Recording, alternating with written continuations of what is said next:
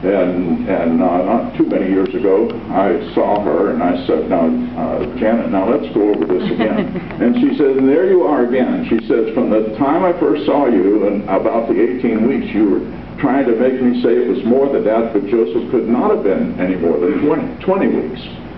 All I can tell you is that that's what she says and insists on it. To give you some idea about Joseph's size, this tape is a half an inch, and that gives you some idea about how small he is. This is the ventilator attached to Joseph. These are patches. The patches on his chest are bigger than Joseph. Joseph was born in 1975, and when he was out of the uterus about 5 weeks, he wouldn't breathe on his own. And someone said he wouldn't breathe, he wouldn't move, and so we did a brainwave test. His brainwaves were flat. He had no brainwaves. And on his chart is written cerebral death. And so I asked a neurologist about that, and we repeated the test 2 days later, and it was still flat, unchanged. And what do we do then? And he said, well, some places they turn off the ventilator. I said, well, I don't do that. I just treat little babies, and some live and some die. There's Joseph when he's 7. When Joseph went to school, he got straight A's. He ran track, played baseball. There's Joseph with his wife and 2 children, and they have another child since then, so they have 3 children. But Joseph was my first experience with this thing called brain death. So I started to study it in 1975. I studied it at least 2 years before I said anything publicly or wrote anything about it, because it took me about 2 years to understand what was going on. Brain death was false. Brain death was a lie from the beginning. It will always be a lie. It can never be the truth.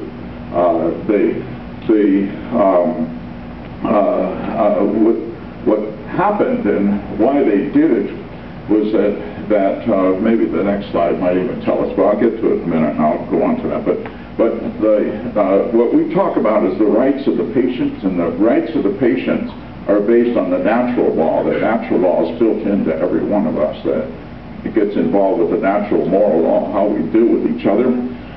All men are created equally. They're endowed with certain unalienable rights. They're unalienable gifts. They come from God. Life is the first, and if you don't have life, you can't have any of the others. The next one is liberty. We've heard a lot recently about religious freedom and religious liberty, and they interchange those words. They're different words. Liberty is a special word. Liberty comes from putting 2 Latin words together. The first part is liberum, and that means desires. The second part of it is arbitrium. Arbitrium is kind of like arbitrary. And then in Latin, the words are often reversed. And so desires is the first part. Arbitrium is mastery. The Catholic Catechism uses mastery. If I fall over this wire, it'll be worse than mastery. So the Catholic Catechism uses mastery. So liberty is mastery over desires. What's mastery over desires? Is to do good and avoid evil.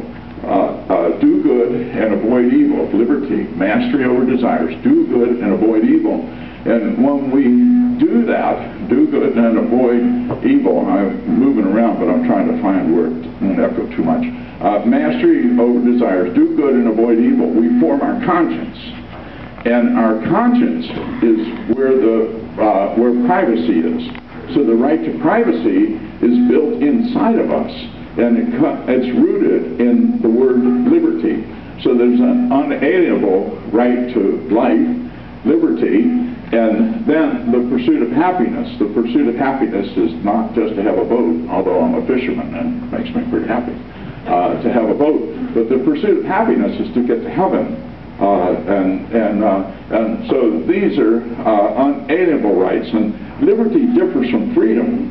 Liberty you get from God, freedom you get from man, and they're different. So if you rent an apartment, You have the freedom to live in that apartment, to cook in that apartment, and to eat and have your friends over, but you can't raise chickens in that apartment. So you don't have the freedom to raise chickens. Freedom has the limitations of man. And when the president goes out of office, he often gives freedom to some prisoners. So that the president can give freedom. The king can give freedom.